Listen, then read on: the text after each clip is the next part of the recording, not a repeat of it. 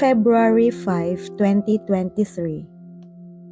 Pagbasa gikan sa Santos nga Ebanghelyo sumala ni San Mateo. Si Jesus miingon sa mga tinun-an, "Kamu ang asin sa katawhan.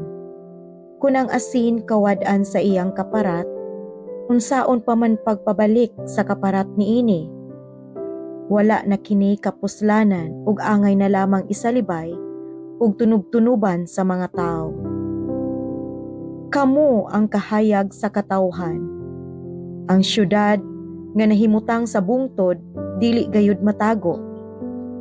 Walay magdagkot og suga aron lamang taguan sa gantangan, kundili ibutang gayud sa tungtunganan aron makadan-ag sa tanan nga anaa sa balay.